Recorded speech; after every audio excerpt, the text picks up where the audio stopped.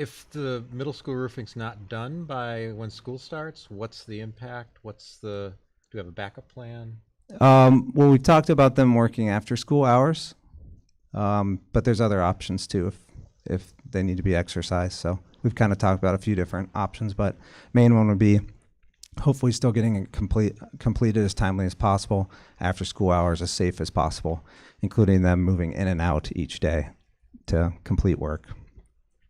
I guess projected, if the weather holds, I would hope that they would be really down to not too many days of the major roofing left if they don't make it. And then you're left with more just like flashings and things, which is a little bit easier to manage the work because it's not like you're bringing heavy materials up and down on the roof.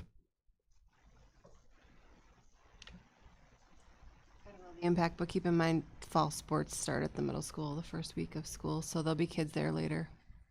Yeah, we'd work with the school on whatever we can to minimize, anything to your guys' operations.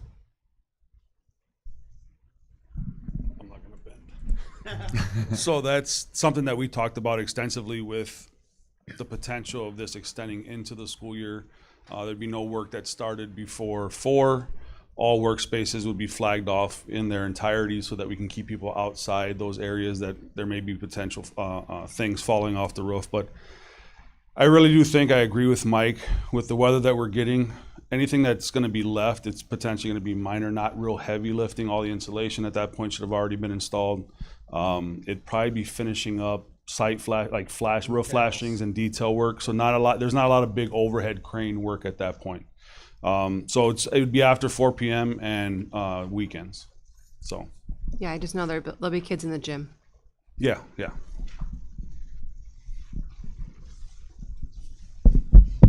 With the increased manpower that has had to be allocated to this, is there an impact financially to any of that? Are we dipping into our contingencies or anything like that? No, this is all the roofer situation. There was a lot of rain, I do need to say that, this summer, but not enough to create the impacts to what we're experiencing right now. So basically the roofer needed to handle that. And like I said, about a month ago, we were always checking them on production and starting to tell them you're starting to dip down or not really technically not ramp up the way you need to get there. And so we've been really pushing them and putting that out in front of them for quite a bit of time. So they did increase their manpower a little bit. Yeah, it's a little bit more technical. I don't want to get too detailed. They did increase their manpower a little bit, got a little bit of production up, and thought they were going to hit things, and then kind of didn't. It's like, yeah, we told you, kind of. So.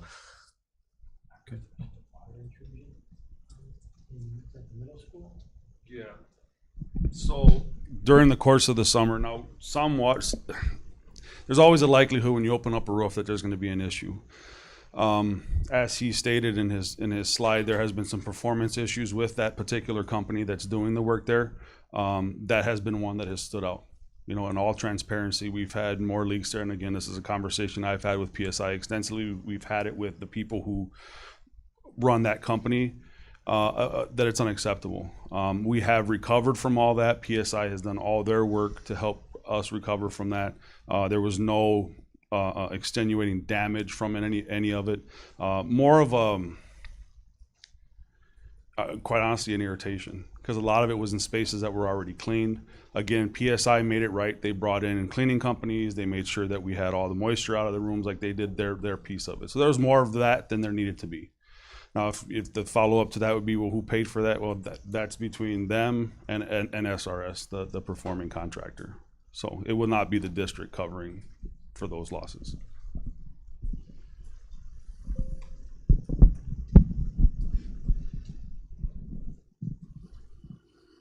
Any other questions about phase 1 so far?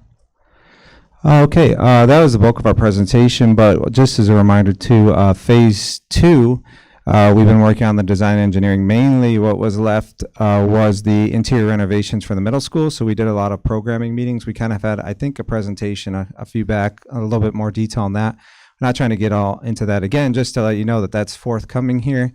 We're looking to meet with the school September, October, whatever their schedule allows, as we wrap that up and start to bid that next phase. in September, October, whatever that times out, as we kind of plan that out. Then we're going to go from there. We have for phase 2, again, it's the middle school interior renovations. It's relocating the office, redoing the science labs. And then we also have over at the high school quite a few mechanical improvements over there. I won't go through every one. And then also doing re-roofing or partial re-roofing at the high school as well. Close to half. Yeah. I guess, yeah, half the roofing areas. With a different company. We'll just say we know who not to invite to the table. I'm just saying. I mean, I'll say it out loud. I think so. Say that again? Yeah, phase 2. Yep. I want to take this opportunity to thank PSI for all their hard work through phase 1. It's been a heck of a summer. There's been a few surprises, but I have to say I'm very happy with the outcome on the projects. I'm very proud of the level of safety that we've been able to raise in Prairie View and the things that we're going to be able to do at the middle school next year. Very thankful to the building principals, Adam and Mark. Y'all's flexibility has been great. Your staff's flexibility has been great. I know it's kind of hard to be out of those spaces. Teachers really want to get back in their rooms, and I can certainly appreciate that. So we certainly, from the Buildings and Grounds department and PSI, thank you for that understanding and giving us that opportunity to make the spaces even better for everybody. So phase 2, and like I said, the planning's already started, so we're well on our way. Thank you. Should be receiving new middle school drop-off procedures. Do you want to talk about that at all? So yeah, You parents use will the be. parking lot? Yeah, I'm gonna be. I'll be posted up at the in the middle school multi-purpose room. I call it the auditorium, but the multi-purpose room with map layouts and a letter that I've drafted for drop-off procedures for this new school year. The plan, at least initially, is to have some staff out there to help direct traffic in the parking lot, and hopefully everything, everything's theoretical till we, put the rubber to the road here. So no pun intended. So I'm hoping that how we've planned this to work, I hope that comes to fruition. Anything else? Do you want to say things like, don't drop off on the street, please pull in? You're going to delay the whole flow if you're letting kids out of the car? That's it. That's all in my letter. Okay, great. I should have brought my letter up. I think I saw a parent doing a test drive the other day. I mean, I did it the other night, but I don't know if it was me. Maybe it was me. Probably me. I just want to say thanks for the privilege for PSI to be able to do this work, trusting us with this work. We hope we make you proud as we finish out phase 1 here. We know we have a little bit with the middle school roofing issue, but a lot of the improvements went really well. And we repeat kind of everything Jake said to all the staff and being so accommodating, especially with some of the leaks that were mentioned and things like that too. We did our best to restore those. I think those got fully restored pretty well. And specifically thanks to Jake too, working with us on a daily basis. He was there in all the detailed roll up your sleeve stuff as well, and the maintenance team as well. They were cleaning while we're doing all the improvements. So it was a lot of coordination daily of, okay, you're going to clean here, we're going to put the windows over here, then you're going to clean here, we're going to put the windows here, and all that kind of stuff. And it was very detailed and a lot of extra work for everybody, for a lot of the staff. So thank you so much. Thank you. Thank you.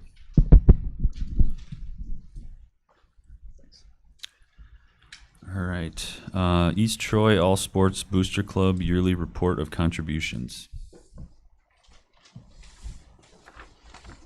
Trying to get this up somehow. I think the next thing down twists. No, yeah. Does it? Wrong way. Maybe not. Okay. Apparently not. That one. Nah. There we go.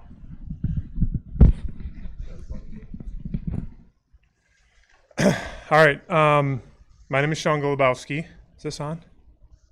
My name is Sean Golubowski. Yes, sounds on. I'm the new president of the East Troy All Sports Booster Club, and I was just recently made aware that we're supposed to give you guys some kind of report of what we're doing or what we've been up to or what we've donated to or how much or whatever.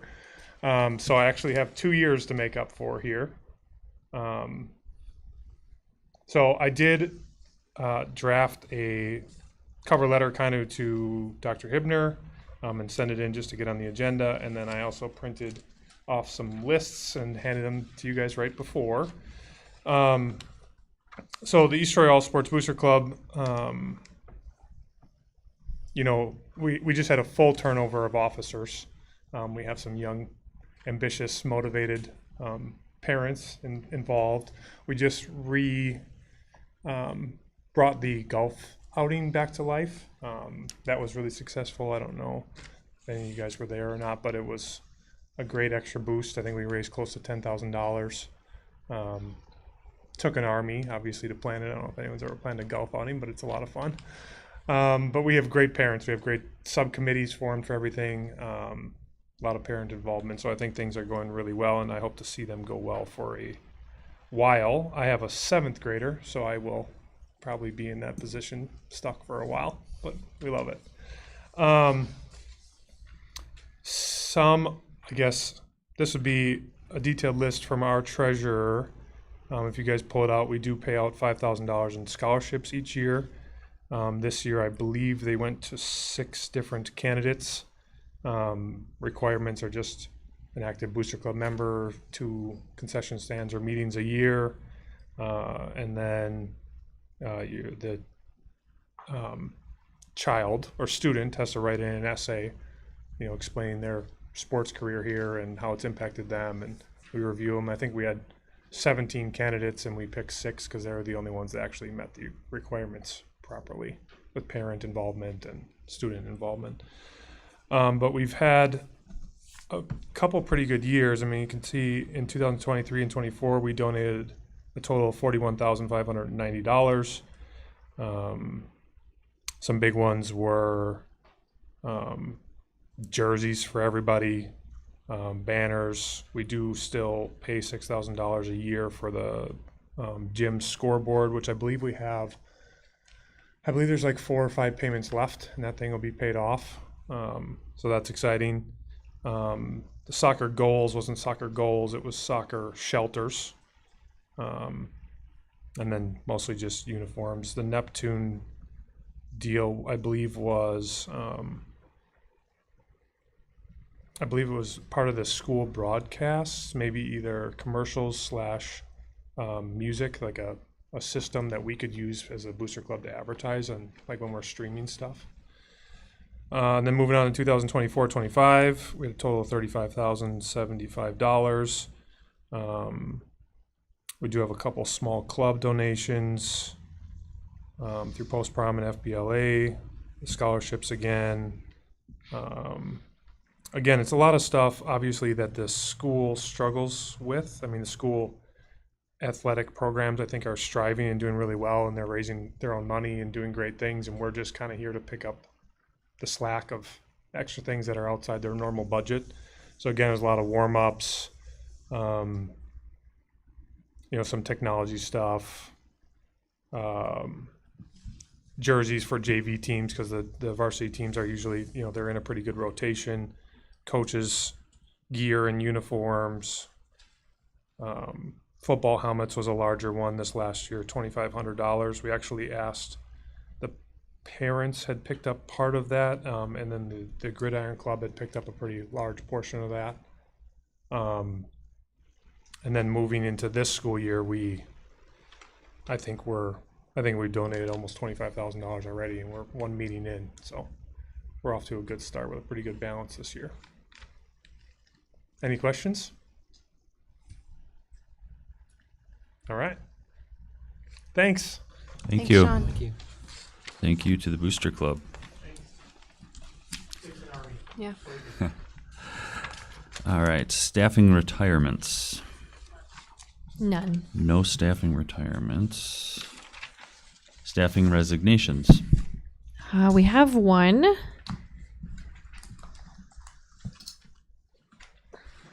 If you turn to page 87 in your packet, It is from Jennifer Landier. Dear Dr. Hibner and the members of the East Troy School District School Board, I would like to inform you that I am resigning from my position as a special education teacher at East Troy High School for the upcoming school year. Thank you for the opportunities to grow professionally and the challenges that presented themselves to me in beginning to develop a stronger transition program for the district in the last 2 years. I appreciate the support that I receive from coworkers across the district. My family dynamics are changing and they are relocating in the fall. If I can be of any help during this transition, please let me know. Sincerely, Jennifer Landier.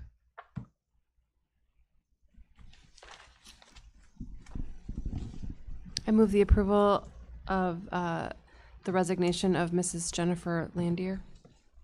Second. Any discussion? All those in favor say aye. Aye. All opposed? Motion carries. On to any staffing recommendations this No. time? No. Okay. Cool. New educator introductions.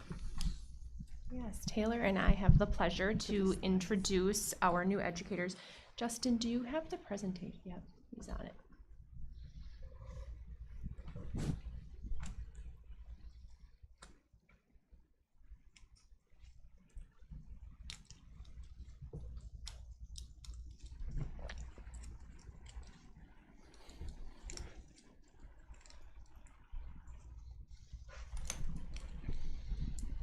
Okay, we are going to start with Nora Anderson.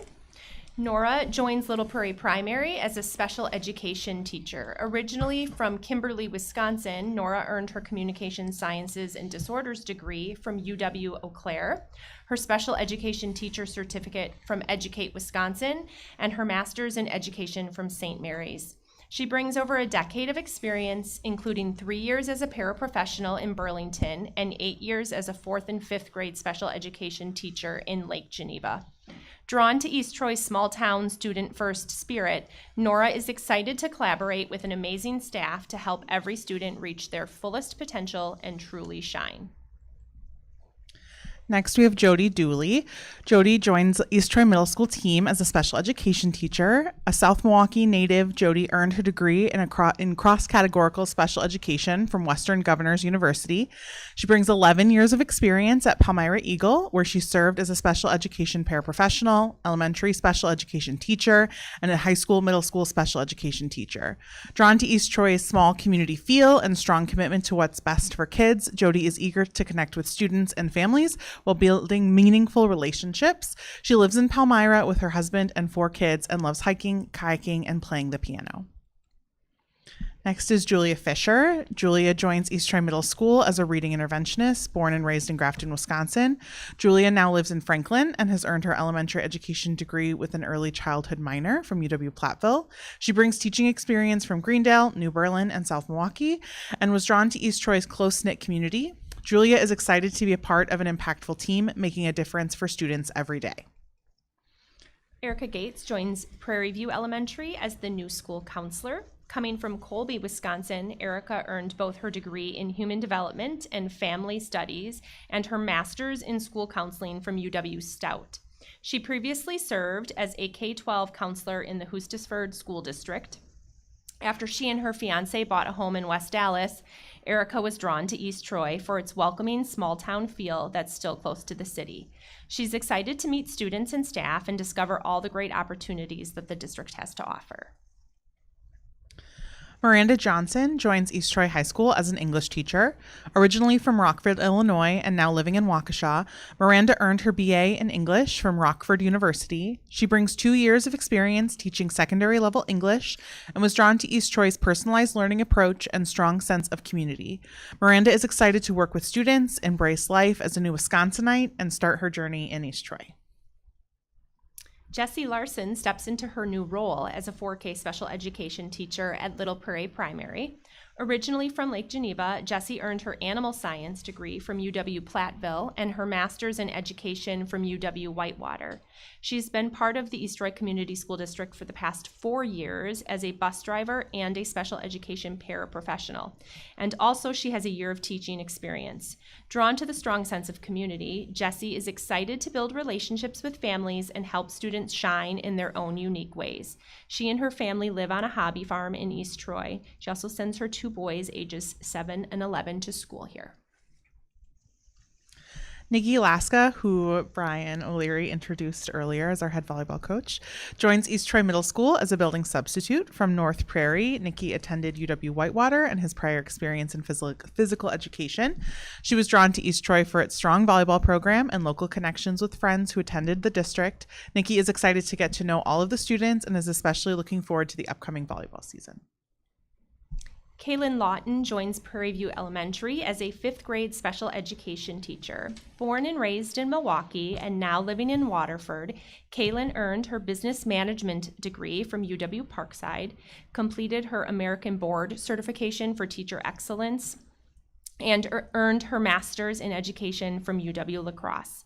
She brings 7 years of experience in a self-contained elementary special education classroom and 4 years as a substitute teacher in various districts. Drawn to East Troy's collaboration, inclusivity, and strong school community, Kaylin is excited to challenge herself while building meaningful relationships with staff and students. Shelby Nichols joins East Troy High School as a special education teacher. From Darien, Wisconsin, Shelby earned her BA in sociology from UW Whitewater and her master's in special education from UW Superior. She brings 2 years of paraprofessional experience and 8 years as a high school special education teacher.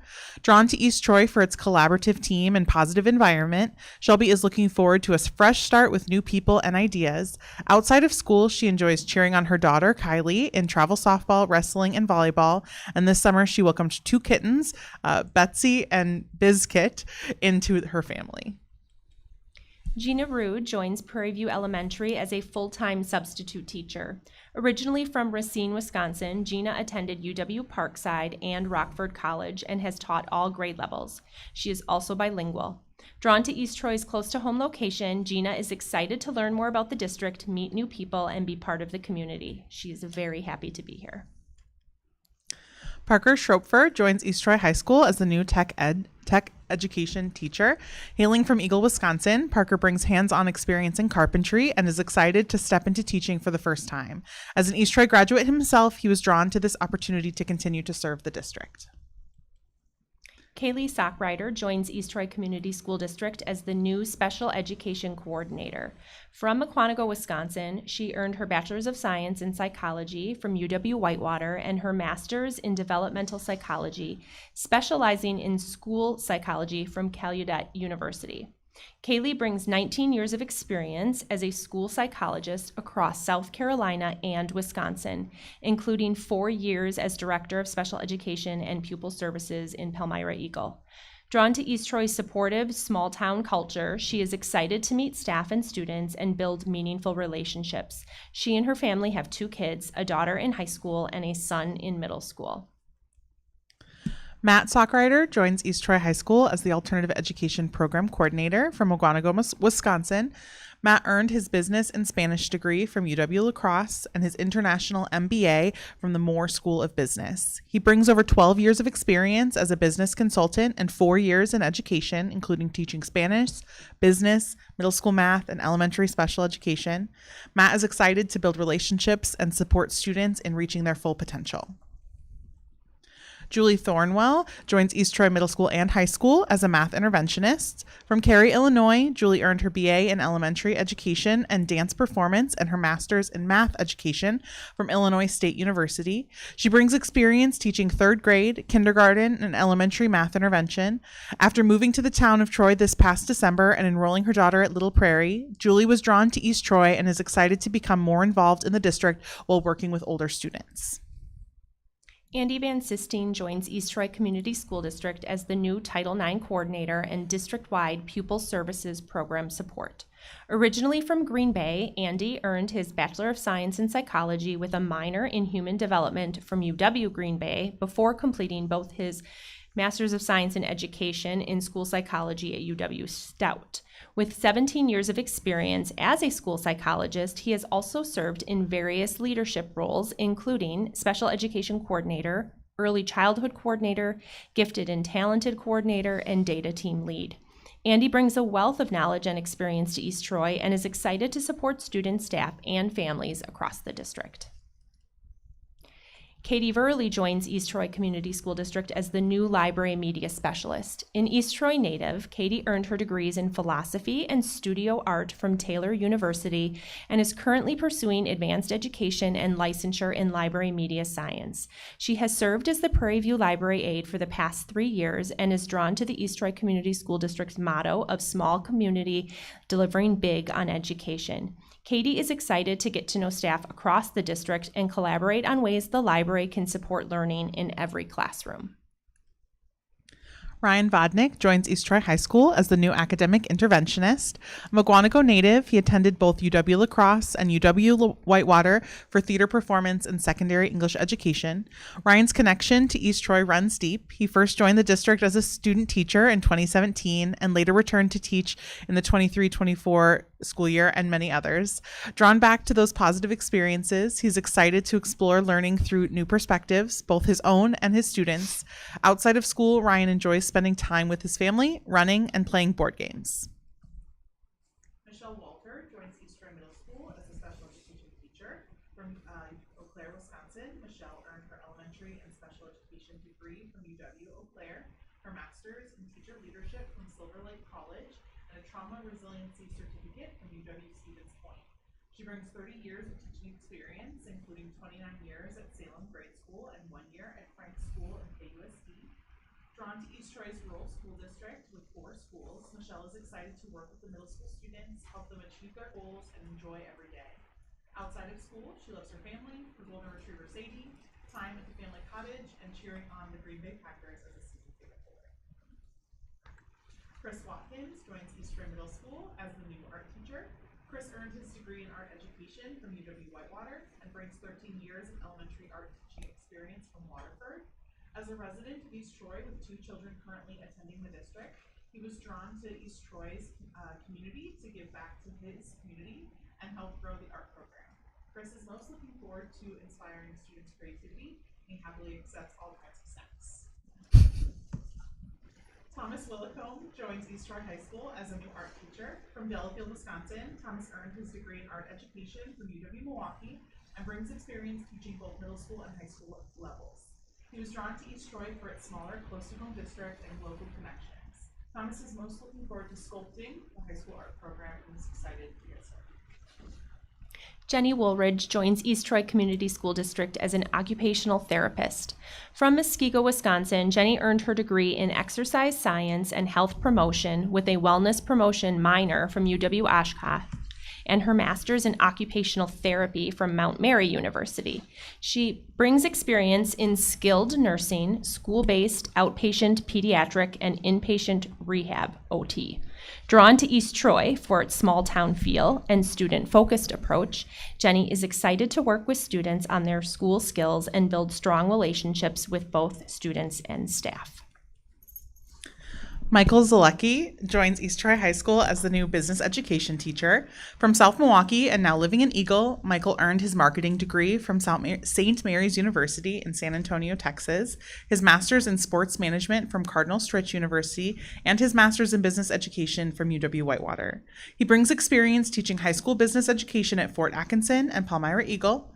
Drawn to East Troy for its small community, family atmosphere, Michael is excited to build relationships with staff and students and become part of the East Troy family. We want to welcome all of our new educators. We'll talk a little bit more about new educator induction later on, but we have a really great group. Are there any positions you guys are still working to fill for the semester starting here? Okay.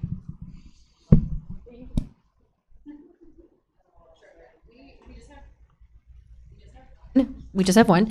Jen Lander's position. So at the high school, special education / transition coordinator. So we have some plans in place to get the year started with our wonderful staff willing to make some adjustments to get the year started, but it is still posted and we are still actively looking to fill that role.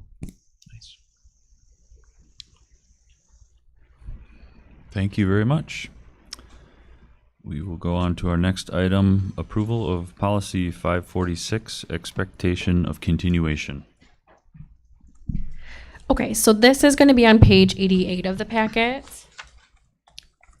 From our meetings, this policy change has not shifted from our first reading to this reading. So just as a reminder, essentially this is updating our process to include a reasonable assurance of continued employment letter.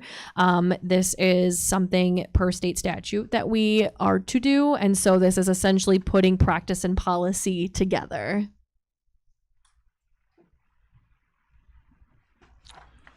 Make a motion to approve policy 546, expectation of continuation. Second. Any discussion? All those in favor say aye. Aye. Aye. Those opposed? Motion carries. All right, middle school improvement presentation, part 2. All right, so this is the second part of our 3-part series covering some information about the improvement planning work that has been done at the middle school over the past several years and then leading to what we're going to be doing this year. So these first few slides are just a review. So as a reminder, the goal of this is to provide a comprehensive update on the work that has been done at the middle school to address needed improvements, specifically those shown by the state report card. So in July, we presented the context. Oh, I apologize. This is now August 25th, the changes related to school culture. And then we'll be presenting in September the changes related to academics. And then again, this is the history of the state report card, prompting the need for the improvement efforts and what we're going to be covering in today's presentation. I will hand it over to Mr. Trindle. Hey, good evening. Part 2 here. So like Taylor said, we're going to focus on culture on this piece, and it's kind of broken down into a few different areas that you'll see repeated on each year. We're looking at ODRs, right, discipline, house, student behavior, and kind of track that. Looking at student staff surveys, which we really value that feedback. That's an important piece of data that we look at. We actually just looked at our last year's for some of our PD and staff today, some of the learning we did today. So that's really important data. And then kind of looking at the school-wide goal for each year, depending on what that data tells us, right? Where should the focus be for those years? So we'll kind of go through those for each year. The 19-20 year, you can see ODRs 16-18, broken up by minors and majors. And when I look at these numbers, typically minors are more like classroom managed behaviors. Teachers are documenting behaviors in the classroom. The majors is really what is significantly impacted. A lot of times majors will result in suspensions, and obviously if a student isn't in the building, they can't learn. So we really want to reduce the amount of suspensions we use. That's not a first response that we want to do. So the fewer majors, you'll see that number go way down as we progress. I think that's really the bigger piece of that. Even though minors go down substantially too, I think majors has a bigger impact on student learning. So, and then student staff surveys, obviously for 1920, really much were COVID related because we know that year, how that year ended. There was a lot of things going on there.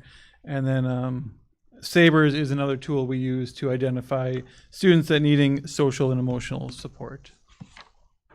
The goal was set prior to Mr. Trindle's arrival, seeing as he wasn't with us in 1920.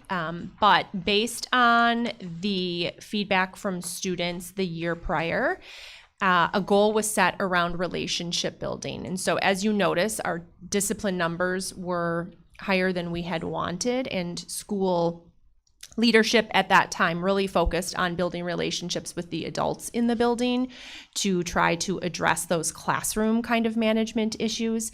The other piece that was focused on was building a collective responsibility so that we're working as a full staff to support all students in the building, despite what labels those students may have, but that we're all contributing to the growth of those students. Okay, for the 2021 school year, you can see minors still, over 1,000 minors, 260 majors. So clearly there's a lot of behavioral issues they're working through at that point. 8th grade only for their student survey. This grade they did 8th grade only. Now we actually survey all students, so it's a little bit different results. But I think a couple things as you go through these surveys, we'll see that we're battling, I wasn't here this year, but we battled the same things currently, is, the perception of school is boring, right? How can we make school more interesting? And I think that's a battle every school fights right now, because attention spans, and if you're not moving every 10 minutes, right, they're off of you, right? So how do we keep it engaging? How do we keep it exciting? The other interesting thing we actually talked about today as a staff is the percentage of people are saying classes are interesting. It said 60% here, yet 70% say they're bored. So how do you kind of define that, right? There are a lot of saying it's interesting and fun, but I'm still bored. So what part of school? And I think that's when we can talk to individual students and do some follow-up of how did you view that question?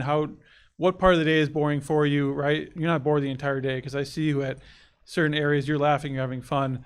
The whole day is not boring for you, right? So trying to follow up with individual students on what that looks like and how they interpret those questions. The other one, distracting behaviors, obviously that's one we have to look at in terms of during the classroom, right? How do we reduce the distracting behaviors in the classroom? And then knew how I was doing in classes. That's a pretty high percentage, and that's going to be pretty much where it's 89, 90% for a lot of that. That's good. Like, they know what they're doing, how they were doing. That communication level is important, so students actually understand, what they're learning. The other thing to note about this school year is students had returned in the fall after learning from home from March 16th on. And that's where this school goal came from. I would say that instruction had shifted pretty severely from March through the end of the school year. And so we were really focusing back on in-person instruction, but also critical thinking. So the level at which students were digging into the content. So we did a lot of work around questioning strategies. What types of questions are being asked? Is it surface level, or are we digging deeper into the critical thinking? And then teachers were asked to kind of measure the progress students were making across the board related to critical thinking. Okay, then for 21-22 school year, you can see minors and majors had an uptick that year compared to the previous year, over 301 majors. So clearly there's some behavioral issues needing addressing there. Classes are interesting, shot up, so 72%, yet almost 70% still say school is boring. So again, there's a disconnect there, but trying to dive into that deeper. Distracting behaviors jumped up that year. 59% of students believe that interfered with learning. And then knew how I was doing in classes went down slightly that year as well. So there was definitely an uptick in some student behaviors that year. One thing that we started to track this year then is staff looking forward to work, and it was at 82.3% that year. And regarding the school-wide goal, building leadership really focused on the assessment continuum, specifically the use of data to drive small group instruction. So we are trying to use whole group instruction to meet the grade level standards, but then knowing that there are gaps on each end, students that have foundational skills that need to be filled in and those that are ready for more. So we leaned into assessment practices and the use of data to determine the focus of small group instruction. All right, the 22-23 school year, again, this is my first year as principal. ODRs were still fairly high that year. Majors came down from 301 to 214 that year. Couple things to note. Obviously, this is when we put in the cell phone ban, and that had a big impact of the culture of the building overall. And hopefully those distracting behaviors dropped a little bit, came down slightly to 52.5. The classes are interesting with 68.5, and then school is boring dropped a little bit that year. You'll see it shoots up again in the future, but I think that's always one we are battling there. And then look forward to work came up a little bit to 84.6%. Really, our focus that year was getting student behavior back in check, having some accountability for behaviors, making sure the classroom is a place that learning could occur. And I think the phones did a big part of that, but then looking at just the distracting behaviors in the classroom, how to minimize that and make sure the classrooms were a place that learning could take place. All right. And then 23-24, this couple things to notify. Last time we did, for context, we talked about this was a first year of our dedicated dean of students. So we made that switch, had a full-time counselor and a full-time dean of students. ODRs were cut pretty much in half. They were down to 612 minors and only 74 majors that year. So a big improvement on overall major impact there. Distracting behaviors came down about 4%, still 50% higher than we want to see. And then school is boring, shot up a little bit that year. So again, that seemed to be a number we are constantly trying to bring down. And then the knew how I was doing in classes at 89%. Looking forward to work went up to 91% that year. So I think in terms of staff culture, we're starting to build some consistency, right? We're seeing less turnover, more familiar faces, and that really helps with building that relationship piece. If students are coming in and they recognize who's in the building, they know teachers that are teaching them. And I think it helps to build a culture as we all get to know each other personally too. And then school-wide focus, small group instructional practices. We know that small group is really where you can move the needle, to have those interventions, to have that targeted instruction. So that was a big focus that year. And then we did align with the high school bell schedule, so there was some adjusting with that as well. And then this past year, ODRs were down to 219 total, which is a huge drop. Again, the bigger thing here is majors almost got cut in half as well, down to 36 majors last year, which means very limited suspensions. Very few students were actually losing out on instructional time. So we were able to minimize that. Distracting behaviors dropped down to 45%, still a number higher than I'd like to see, but it's coming down, so that's a good thing. And then knew how I was doing, around high 80% is where it's kind of been. The look forward to work was up to 94.7% this past year. So I think this shows we have a really great staff who enjoy working with each other and continue to do great things. The school-wide focus was on student belonging.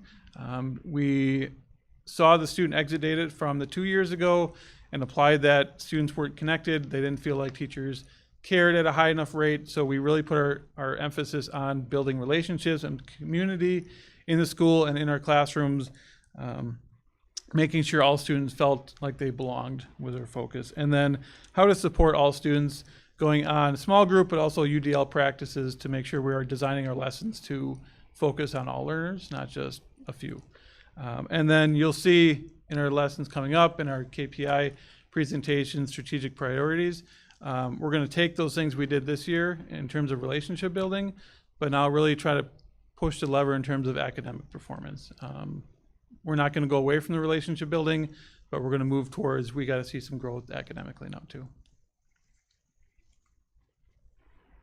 Okay.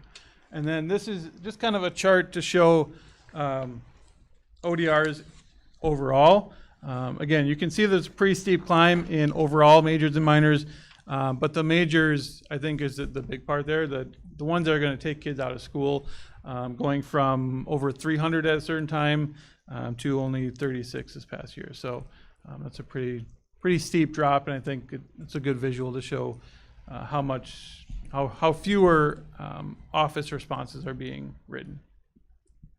Where on that graph was the cell phone banned? So that would be 22, 23.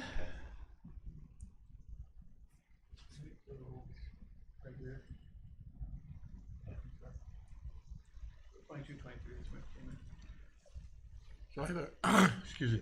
I have a question. Yeah. Now, how involved are how are you involving the teachers in this overall plan? I mean, I think they're teachers, the staff are an integral part of the recovery plan. So what's the mechanism for involving them? Involving the teachers? Yes. We are in constant communication with teachers. Our focuses include teachers. We have leadership teams, part of teachers that work together, and really that the exit data and our academic forward and map data drive a lot of those decisions. So yeah, teachers are an integral part of that process. I mean, have they been part of the solution? Do they offer any solutions? Do they have an input to the solutions? I think that their feedback is critical to solving any type of problem you're having here. Yeah, they are definitely providing input, feedback. We ask for feedback constantly from them in terms of what are they experiencing in the classrooms, right? What would help them in the classrooms? So yeah, teachers are Are they definitely. giving any suggestions of what you to do, what they feel would be integral to changing the direction of what is going on here? Guess yeah, I mean, they're a big part of it, right? Like we come up with ideas together. This I isn't mean, are like, you doing any brainstorming? Do you have meetings with them? Oh, yeah. Are you- Yeah, those constantly. type of things? Are you putting a whiteboard up and saying this, this, and this, and is all that going on? this isn't a top-down directive, right? This is a all together, we're all in this together type of mentality. So yeah, teachers, school psychs, they're all part of that. So then what do you do if you find two things? If you have a student that's in trouble, but also that if you have a student that's a gifted student, how do you recognize a gifted student? I think through classroom observation, right? Test scores, it's multi-factor. It's not just one thing, this kid's gifted. And then our goal is to hopefully provide enrichment for the students that are excelling. And then some sort of intervention is often used for students that need extra support, whether it's a tier 2 or tier 3 intervention. It depends on where that student is at, right? Trying to measure, looking at attendance, right? Because sometimes attendance is a big factor. So we look at that. We look at behavioral data. We look at academic data. So there's a lot of things we look at when determining what steps are taken for each individual student. I guess my point is that you can always not tell if a gifted student is by test scores. A gifted student will not always have a great test score. A gifted student can be a gifted student and be brilliant, okay? Case in point is Aaron Ames, for example. Flunked out of high school. But, Sure. you know, has a PhD in mathematics and electrical engineering at Caltech. So there are those students that will excel underneath their different circumstances. And I think it's important to find a method to recognize those. And I don't know what that method is, but So we do a couple things. Oh, so sorry. Can I just say something real quick? First, Dale, if you're talking about like official recognition of a gifted learner, we have to follow state requirements for that. So the state lays out very specific categories that a student could be identified as gifted and talented, and then kind of sets the bar for scores on accepted assessments for that. So I think there are two things. There's that formal recognition, and then there's also a teacher recognizing, I would say, skills and abilities that perhaps wouldn't be measured in a formal matter, and that's where personalization comes in. We do have a advanced learner coordinator that does lean into that. Taylor, go ahead. So that's the part I was going to speak to. So our advanced learner coordinator does work to not only identify students who have gifts and talents in a wide variety of spaces, but also then make sure that we're connecting those students with opportunities that specifically address those areas.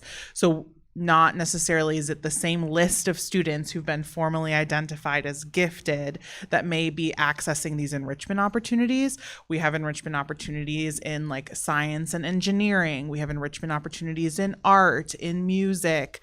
We have enrichment opportunities in leadership. So all of these areas, and we use a wide variety of measures to determine the appropriate students to bring on those enrichment opportunities, and some of them are open to the entire school and they can participate if they choose to.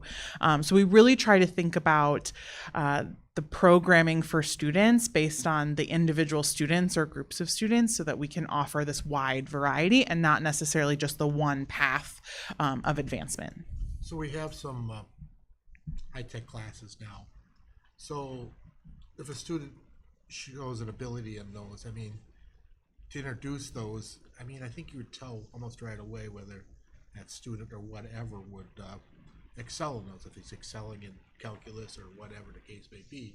You know, sometimes you just need to spark that interest and get the ball rolling, you know. And it's part of, you know, what we're talking about here too. Sure. Absolutely. Okay. Thank you. Let's go another question. Yeah. I don't know if I have this formed fully yet. I mean, I know we're looking at scorecards and state assessments because that's like the vanilla way that we have to look at it. Yeah. And obviously comparing it to behavior stuff and just are they actually even at school? I'm just wondering if there's any other data other than just the state tests that could help us like peek into, because some kids are just not good at tests, you know what I mean? Like, so like how else do we say, and I don't think it's just grades necessarily, but that's where my brain went first, of course. Yeah. I'm just curious what else we could layer on it to, you know, to look at like how they're doing regardless of, I mean, I've said this for 4 years now. I hate these tests. So like, hate's a strong word. I don't put a lot of value in these tests, but, well, I don't know if there's anything else. So there's a couple things. One is we are going to look at forward tests, which is what we're graded on for the school report card. We will also look at MAP assessments. And while that is another assessment, right? So you're to your point of students who don't do well in tests may not necessarily solve that problem, but it does represent something a little bit different. I think as Amy has shared probably for years now, oftentimes we see a lot of gains in MAP assessment, which is a nationally normed assessment that we don't necessarily see on forward. And so trying to put those pieces together of the why is one of the things that we look at. But I would also say, and kind of part of the reason we wanted to touch on school culture today is like the feel of the building. So if you've been around for a while and have been in the building regularly, I encourage you to come sometime when we have students in the building. It has a great feel to it. Like there is a intangible of school culture that you can't necessarily just represent with data. And so I would encourage any of you to come visit because we have really awesome kids and really amazing teachers. And they're doing a lot of really good work every day. Yeah. I think that's probably the most frustrating thing, right? Like we know good things are happening. The numbers aren't there yet. I'm confident that we will see numbers come up, right, where we need to. And I know from the community standpoint, it's important to them, right? From for sure families moving into the district, they look at it, right? It's a point measuring stick. So we know we have to address it, but you're right. There are so many other factors that we can look at in terms of what we're doing and how we're doing it, and trying to expose them to everything that is happening there that can't be reflected on the report card. Well, and you want to see some indications, you know, quarterly or something versus just, well, we're waiting for the next scorecard to know, like, how do we do on that measure? Yep. And obviously, I mean, I know we have a ton of other data, so I don't know. I'm more interested in that, I guess. So yeah, and part of our future presentations, at least our KPI ones, will look at some of our SLO will be focused on like student growth this year and more checkpoints along the way, I guess, if you want to call it. Departments are doing that, but not to get too much into that now. But yeah, trying to show data that teachers can get feedback on quickly and students can get feedback in a more timely manner than waiting for the report card, right? well, and make adjustments, or right? Correct. Like Yep. actually, again, I know we're doing it. I'm just curious what else we could layer in. Yeah. So also, if you take a look at the programs that Holly is doing, I think what he has done with that, his department, the programs that I've seen that he has done, I can't help to think that that would help students along the way. I mean, just from what I'm seeing and what I know, you know, how valuable some of those things are and everything. So I don't know whether he would be part of the solution or not for all of us. Well, we are building an ag program at the middle school, right? And I mean, the value of those kids going out and working, the value of those, you know, selling the plants, the bees, and everything is something that a lot of communities are not doing. So we're fortunate to have this guy, honestly, God. So we should take advantage of it to, you know, move forward our agenda.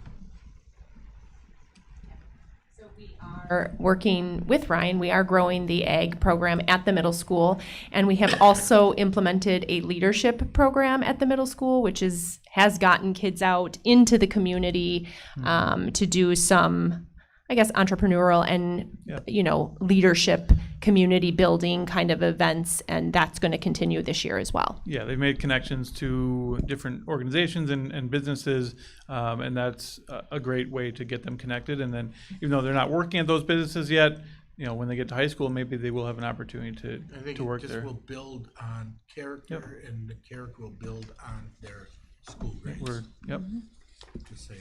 we're right with you. So, We're working on it. This graph here is very striking to me, how much it dropped off. Do you feel like, do you think that the things that you survey at the end of the year and then the things you carry over, do you think those things are directly contributing to this, or do you think that it's, if you had to give like maybe 2 or 3 top items that is helping with this specifically?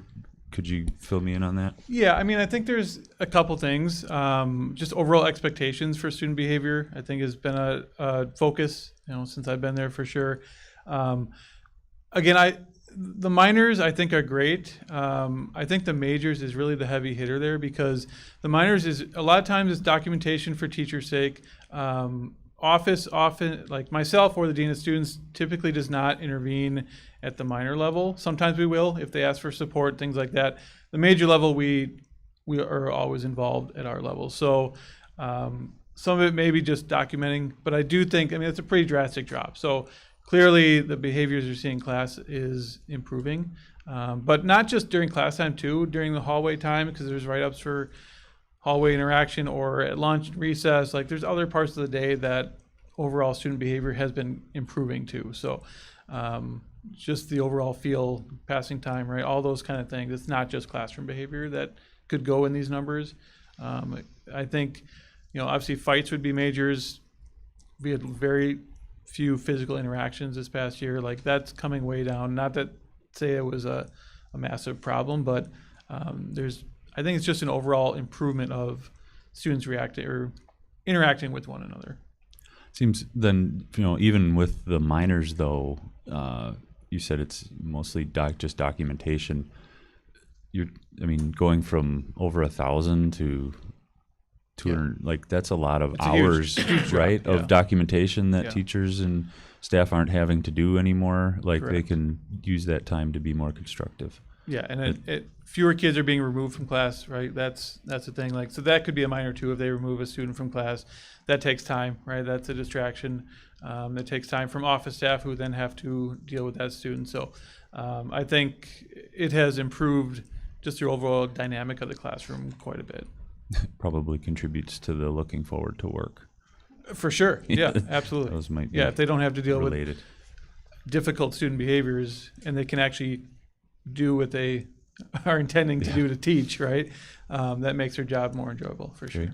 I will also add too, right? Like, so we instituted a universal character strong as well, and like that PBIS, the structure in our tier 2 interventions. I just think all of that starts to play together, right? In supporting conflict resolution conversations and understandings and things like that, as it all kind of just spirals together. So I do think those things kind of start to stack on top of each other when you're intentional about the universal supports and then those tiered levels of supports as well. Of course, you know, progress in the making, still work to be done, but those things have really started to be more targeted. No, that's a very good point. I don't think you can pin it on one thing, but as you come together in all your different areas, working in the same direction, that's what you get, hopefully.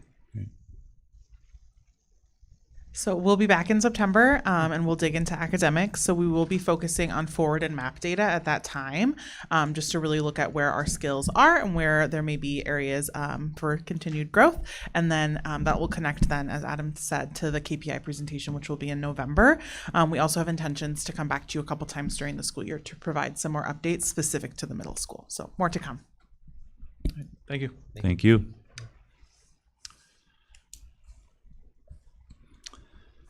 All right, on to seclusion restraint report per board policy 411.1. So this was brought forth for action back in the July meeting. So I just wanted to follow up that back in that report, the seclusion and restraint numbers specifically kind of had prefaced that we knew Little Prairie Primary would have increased numbers and from the 23-24 school year. This past year, it kind of leveled out again. What I wanted to really bring forward was the information about the Enhancing Social and Emotional Skills 1-year discretionary grant. So there was some information in your packets about that. So our school district was identified because of our seclusion and restraint numbers back in the 23-24 school year, which was largely due to one student at the time who is no longer enrolled in the district. Despite all of that, right, we knew that that would be forthcoming. And so DPI did reach out to us as we expected and did offer a tier 3 discretionary grant opportunity for us. We did not have to take part in this discretionary grant. The thing that we do have to do is engage in an action plan as a result of the seclusion and restraint numbers from 23-24. The grant is really there to support what the action plan components consist of. So in working with Lindsay Harris, Little Prairie principal, it made sense to us to participate in the grant because, one, it comes at no cost, right? They provide professional development, resources, consultation, and training around all of the components that are going to be required in the action plan anyways. So it makes good sense. Let's take advantage of that. So what we'll really do is you could choose between 4 and 10 different meetings with these DPI consultants around this discretionary grant. We chose 6, so they're really categorized like you have an initial meeting for 3 hours with your identified team. We have chosen, Lindsay and I, we have to choose largely those from Little Prairie because that's where the target was. But also we'll bring in, of course, our special education coordinator, pupil service program support, because what we will do then is disseminate all of that information and training then throughout the buildings district-wide. So we will have 6 different meetings, first one being 3 hours. We'll start to fill out the NOFA, which is really, remember, the notice of funding availability, which really outlines the requirements of the grant and what our obligations are throughout that. So we'll have that preliminary meeting. We'll start to do the work, and then we'll have 5 more meetings throughout the year. And at the end, we'll have a plan. So really what we do is we dive into looking at data, looking at practices, looking at root cause, so that we can build systemic change to support social emotional growth for students with IEPs. This is targeted for students with IEPs because that was the target group, right, of what was identified in that seclusion and restraint support. So I'll just kind of reiterate on here just so you have the reference. So the 1-year grant provides public school districts with the structures and processes to identify and support the beliefs, skills, and systems needed to improve academic and functional outcomes for students with IEPs, with the goal, of course, being to improve those systems and implementation to apply intensive interventions based on students' unique disability-related needs with a focus on social and emotional skill sets for students with IEPs. So it really comes down to regulation, how they're able to access their learning through various disability-related needs. So we are moving forward with that. I just wanted you to know kind of, how we're addressing that. We'll develop the action plan. I'll share the action plan and the results of all of this work with you and updates as we go through the year. And then, of course, as we finalize that by the end of the year, and anything that comes from that. But I just wanted you to kind of be aware of the work that we're doing and then kind of what the plan is to kind of generalize and have some additional training district-wide. Thank you. Yeah. That's it for that. Thank you. Bullying harassment report per board. Bullying harassment report per board policy 411.1. Yeah, so that also was just a follow-up from that report from the July meeting. I just wanted to really let you know, so throughout that report at the end, with all of the data that was in there, it does indicate, right, that there's still discrepancy in our reporting around the data. And so I really wanted to just kind of outline the plan for remedying some of the discrepancies. So that really looks like utilizing that new program support for pupil services. So Andy Van Sisteen's position, working with him and working with district-wide pupil service team and administration around the fidelity of data around discipline, bullying, harassment, hazing, all of those subcategories. We are in a CDRC collection year again this year. So again, the data will be important to continue.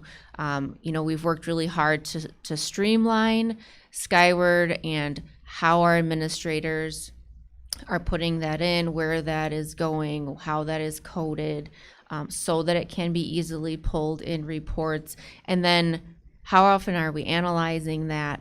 What is the data telling us? How can we be proactive about tiered supports, truancy, all of that? So that is a collective effort of all of us, I guess, coming together, continuing to look at that so that at some point we can feel confident about the data that we put out in those reports. I think just wanted to clarify, as of right now, the discrepancy exists because of the I would say the lack of fidelity of some of that. And that's not anyone's fault, right? Like that just is a matter of it has ebbed and flowed throughout the years. And so we're really just trying to get everyone on the same page for consistency, because it shouldn't matter.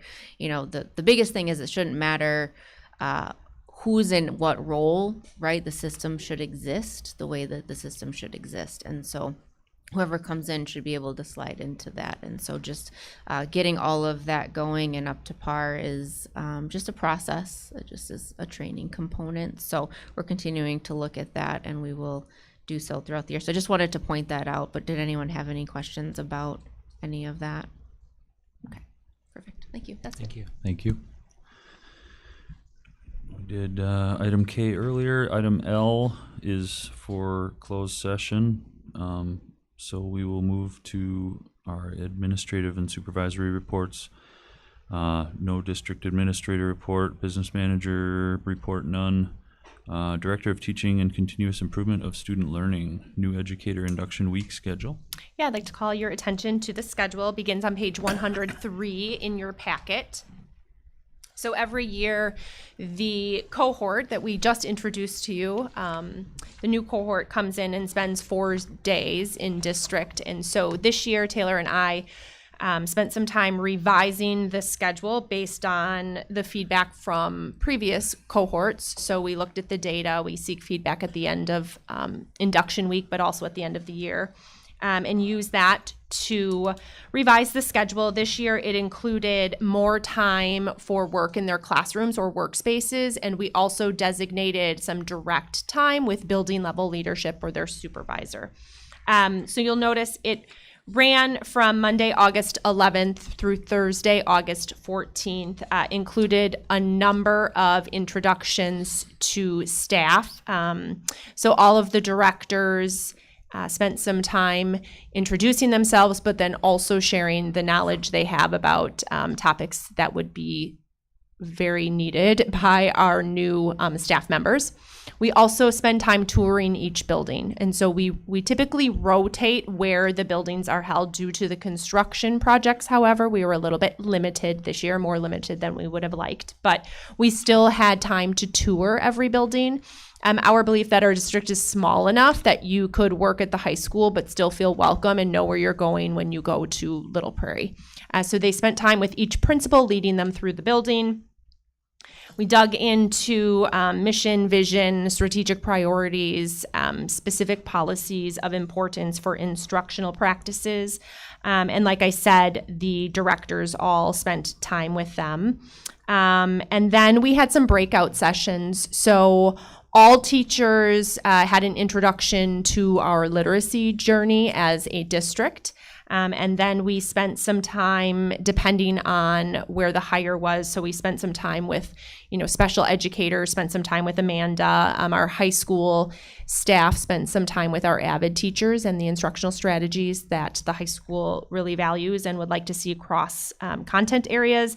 And then our middle school is the standards-based grading. So you'll notice elementary is missing from that because our elementary staff that was hired is either in pupil services or special education. So they were with Amanda. And then we end the week with a breakfast with administrators. And it's really just time to get to know each other on a more personal level and really welcome them into the district. This year we held that at the social affair. And then our cohort ends the week with their mentor. So they really dig into building level and content level things. Any questions on the schedule? August in-service schedule. That starts on page 106. We are currently in service week. It started on Thursday, August 21st. That's a district-wide day. So all of our employees from transportation to custodial, buildings and grounds, food service, everyone's here. This year we made it really into, I would say, a motivating kind of event. So we had some giveaways, we had some surprise opportunities to win some East Troy swag. And I think it went over really well. We've been hearing very positive things, although a teacher did stop me the other day and said, now we've set the bar really high for future years. So we'll have to come up with new things. It's really included a lot of time in classrooms. Again, that's feedback from our teachers. Our teachers are all preparing for the Ready, Set, Go conferences, which started this afternoon, and then all day tomorrow they are happening. So there was really some time spent in their classrooms and work spaces for that. There's building level professional development meetings. There's team and department level meetings. And then collaboration time just for our staff. So we will run through this Wednesday, and then they will have a long weekend before the 25-26 year begins. Great, thank you. Nothing from the Director of People Services, Director of Human Resources, Salary Subcommittee minutes. So I'm just going to kind of go through. So we had our salary subcommittee meeting on August 4th. This was our second one of the summer as we are looking at this compensation journey. During this meeting, Amy Taylor and I provided responses to the requested information from the meeting in June from Stephen Adam, which included data on total compensation, which is looking at our salaries and our fringe benefits, comparisons to similar and competitive districts, and ways that we currently educate and share information with our staff as it relates to total compensation. We also discussed examples of when staff have taken on additional responsibilities in place of contracted services, and how that has impacted our staff as well as our budget. We reviewed compensation data that we have received from CISA 5, which included market comparables. We reviewed a specific example of how that data would be utilized as it compared to an employee. And we discussed overall financial impact if we were to bring all staff members, certified staff members, to market value. We started to discuss potential compensation models and framework ideas. We left that meeting looking at preparing 3 options in addition to reviewing some longevity options. CISA 5 is currently conducting their initial data analysis for support staff. Support staff is a more complex process when it comes to data analyzing, and that is because all districts classify support staff roles with different titles, different job responsibilities, so this is a bigger undertaking, and a lot of employees encompass support staff. So we're actually meeting with them tomorrow to get some preliminary information, so looking forward to that. We reviewed the timeline and next steps, and noting that our study is currently on track, both on schedule and in budget. Taylor, Amy, and I have really enjoyed working with CISA 5. We've been meeting a lot and having a lot of conversations, and a lot of that just goes back to ensuring that the data we receive is accurate, that it's fitting the district's need, that we're not just taking things and running with it. We're really ensuring that we are asking a lot of questions, asking for a lot of clarification, and ensuring that the data that we are receiving is going to fit us, East Troy. So it's been a really great process so far. I feel like we are learning a lot. And so we're going to keep working through this. All right, thank you. And I don't have any report. We'll move on to policy review and development. Second reading of policy 461, academic excellence, higher education scholarship program, and technical excellence scholarship program. So there's been no changes since our previous reading. Again, much of the language of this policy comes from state statute. The couple things that are in here are specific to trimesters, and then also we are responsible for developing tie-breaking procedures. And so the adjustment that you see there in section B, number 2, is just matching the language of our policy to our practice to make sure that we're crystal clear about when we're exactly looking at transcripts and what we're looking for to ensure that we're consistent in the awarding of this scholarship. Just a quick question. Looking at 1B3, when it says the second to last sentence, the written response will be done during a time and place designated by the school. Do we know who's in charge of that? So typically the people who work on this are our school counselor, school principal, and myself. And so if we were to find, which we can identify pretty early, well before we have to turn in our name, that we're going to need a tie break, we would set that time and place. And again, part of the reason for that is just to make sure that students submit their written response. It is their authentic voice and writing. And so we would determine the appropriate space for that to occur.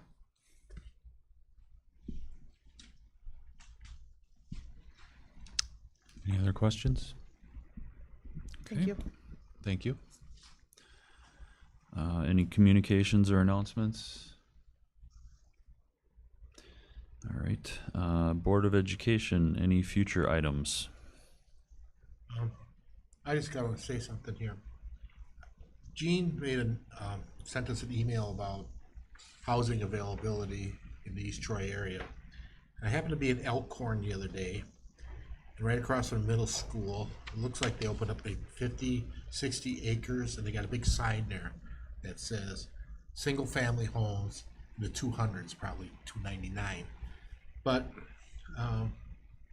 I think it's probably one of the legs of what this district challenges is to have good single family homes to bring students into the district. It's just it's a challenge. I mean, I'm not suggesting we have a solution tonight or anything, but I do know that Eagle opened up a 70-acre subdivision, and I'm just not sure what East Troy is, even if they're addressing this issue, and I think it is an issue in East Troy, one of the many, that impacts the district here, of course.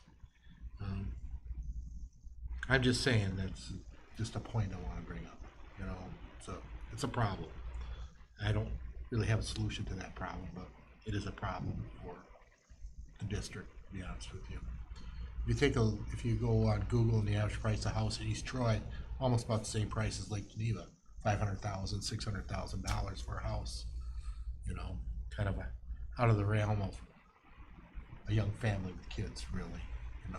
So I don't know. Maybe it's something that we can work with the town with, or something that we could talk to them about, or not. I don't know.